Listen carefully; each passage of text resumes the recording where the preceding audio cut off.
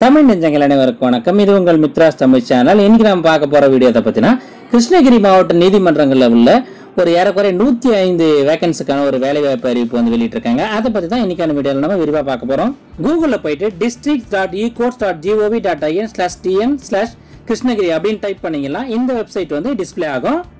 நான் டிஸ்கிரிப்ஷன்ல இதுக்கான லிங்க் கொடுத்துருக்கேன். அதை யூஸ் பண்ணி நீங்க இந்த வெப்சைட்டுக்கு போகலாம். இந்த பேஜில் பார்த்தீங்கன்னா மேலேயே ரெக்ரூட்மெண்ட் ஒரு டேப் இருக்கு. அது கீழே பார்த்தீங்கன்னா இங்கிலீஷ் தமிழ் 2 வெர்ஷன்லையும் இதுக்கான நோட்டிஃபிகேஷன் கொடுத்துருக்காங்க. உங்களுக்கு எந்த வெர்ஷன் தேவையோ அந்த இடத்துல போயிட்டு டவுன்லோட்னு கொடுத்தீங்கன்னா இந்த மாதிரி வந்து நோட்டிஃபிகேஷன் வந்து டிஸ்பிளே ஆகும். டோட்டலாக பார்த்தீங்கன்னா 11 பேஜஸ் இருக்கு. இதில் என்னென்ன முக்கியமான பாயிண்ட்ஸ் இருக்கோ அதை மட்டும் தான் நான் இந்த வீடியோவில் சொல்லியிருக்கேன். நீங்கள் கூடுதல் தகவல்களுக்கு நான் வந்து டிஸ்கிரிப்ஷனில் இதுக்கான லிங்கை கொடுக்குறேன். நீங்கள் டவுன்லோட் பண்ணி இதை பற்றி முழுமையாக தெரிஞ்சுக்கலாம். ஃபர்ஸ்ட் ஜாப் கேட்டகரி பார்த்தீங்கன்னா கம்ப்யூட்டர் ஆப்ரேட்டர். இதுக்கு பார்த்தீங்கன்னா 3 வேகன்சி சொல்லியிருக்காங்க. அதுக்கான பே ஸ்கேல் பார்த்தீங்கன்னா கீழே கொடுத்துருக்காங்க. இந்த வேலைக்கான கல்வி தகுதி என்ன கேட்டிருக்கான்னு பாத்தீங்கன்னா பிஎஸ்சி கம்ப்யூட்டர் சயின்ஸ் அல்லது பிசிஏ அல்லது பிஏ பிஎஸ்சி பிகாம் டிகிரி முடிச்சுட்டு கூடவே பாத்தீங்கன்னா கம்ப்யூட்டர்ல வந்து டிப்ளமோ வந்து படிச்சிருக்கணும்னு சொல்லியிருக்காங்க.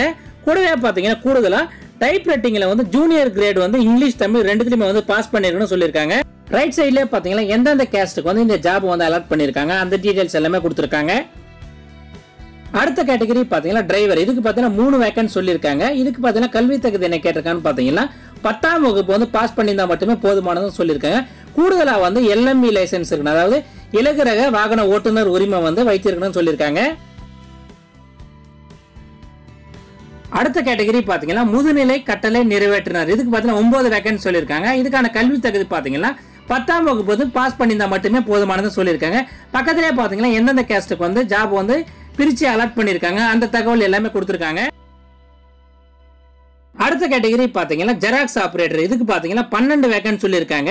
இதுக்கான குவாலிஃபிகேஷன் பாத்தீங்கன்னா 10ஆம் வகுப்பு வந்து பாஸ் பண்ணிருக்கணும்னு சொல்லியிருக்காங்க. கூடவே பாத்தீங்கன்னா ஜெராக்ஸ் எடுக்கிறதுல வந்து குறைந்தபட்சம் 2 வருஷம் வந்து எக்ஸ்பீரியன்ஸ் இருக்கணும்னு சொல்லியிருக்காங்க. அதுக்கான சர்டிபிகேட் வந்து அவங்க இணைக்கணும்னு சொல்லியிருக்காங்க. அதுக்கு அடுத்த கேட்டகரி பாத்தீங்கன்னா ஆபீஸ் அசிஸ்டன்ட். இதுக்கு பாத்தீங்கன்னா 47 வேகன்சி சொல்லியிருக்காங்க. இதுக்கான கல்வி தகுதி பாத்தீங்கன்னா 8ஆம் வகுப்பு வந்து பாஸ் பண்ணியிருந்தா மட்டுமே போதுமானதுன்னு சொல்லியிருக்காங்க. ரைட் சைட்லயே பாத்தீங்கன்னா எந்தெந்த கேஸ்டுக்கு எந்தெந்த கேட்டகரிக்கு எவ்வளவு ஜாப்ஸ் வந்து அலாட் பண்ணிருக்காங்க அந்த தகவல் எல்லாமே கொடுத்திருக்காங்க. அதுக்கு அடுத்த கேட்டகரி பாத்தீங்கன்னா கார்டனர். இதுக்கு பாத்தீங்கன்னா 1 வேகன்சி சொல்லியிருக்காங்க. இதுக்கு பாத்தீங்கன்னா கல்வி தகுதி வந்து தமிழ்ல வந்து எழுத படிக்க தெரிஞ்சால் மட்டுமே போதுமானதுன்னு சொல்லியிருக்காங்க. அதுக்கு அடுத்த கேட்டகரி பாத்தீங்கன்னா இரவு காவலர். இதுக்கும் பாத்தீங்கன்னா 12 வேகன்சி சொல்லியிருக்காங்க. இதுக்கான குவாலிஃபிகேஷன் பாத்தீங்கன்னா தமிழ்ல வந்து எழுத படிக்க தெரிஞ்சால் மட்டுமே போதுமானதுன்னு சொல்லியிருக்காங்க. அதுக்கு அடுத்த கேட்டகரி பாத்தீங்கன்னா இரவு காவலர் மற்றும் மசால்ஸ். இதுக்கு பாத்தீங்கன்னா 2 வேகன்சி சொல்லியிருக்காங்க. இதுக்கான குவாலிஃபிகேஷனும் பாத்தீங்கன்னா தமிழ்ல வந்து எழுத படிக்க தெரிஞ்சால் மட்டுமே போதுமானதுன்னு சொல்லியிருக்காங்க. அடுத்தது பாத்தீங்கன்னா முழு நேர மசால்ஸ். இதுக்கு பாத்தீங்கன்னா 9 வேகன்சி சொல்லியிருக்காங்க. இவங்களுக்குமான குவாலிஃபிகேஷனே பாத்தீங்கன்னா தமிழ்ல வந்து எழுத படிக்க தெரிஞ்சால் மட்டுமே போதுமானதுன்னு சொல்லியிருக்காங்க. அடுத்த கேட்டகரி பாத்தீங்கன்னா துப்புரவு பணியாளர் மற்றும் தூய்மைப்படுத்துபவர். இதுக்கு பாத்தீங்கன்னா 1 வேகன்சி சொல்லியிருக்காங்க. இதுக்கான கல்வி தகுதியுமே பாத்தீங்கன்னா தமிழ்ல வந்து எழுத படிக்க தெரிஞ்சால் மட்டுமே போதுமானதுன்னு சொல்லியிருக்காங்க.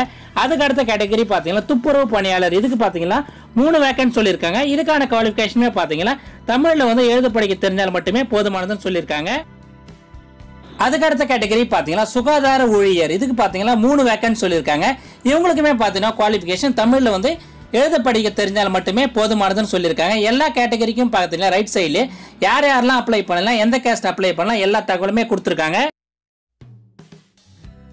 அதுக்கு கீழே பார்த்தீங்கன்னா இந்த வேலைக்கான வயது வரம்பு டீடைல்ஸ் கேஸ்ட் வைஸ் கொடுத்துருக்காங்க. குறைந்தபட்ச வயது பார்த்தீங்கன்னா 18 வயசு பூர்த்தி அடைஞ்சிருக்குன்னு சொல்லியிருக்காங்க. அதுக்கப்புறம் பார்த்தீங்கன்னா எஸ்சி எஸ்டி எஸ்சி அருந்ததியர் இவங்களுக்குலாம் பார்த்தீங்கன்னா அதிகபட்ச வயது 35 வயசு சொல்லியிருக்காங்க. எம்பிசி அதுக்கப்புறம் டிஎன்சி பிசி பிசி முஸ்லீம் இவங்களுக்குலாம் பார்த்தீங்கன்னா அதிகபட்ச வயது பார்த்தீங்கன்னா 32 சொல்லியிருக்காங்க. மற்ற கேட்டகரி எல்லாருமே பார்த்தீங்கன்னா மேக்ஸிமம் ஏஜ் லிமிட் பார்த்தீங்கன்னா 30 வயசு வரைக்கும் சொல்லியிருக்காங்க.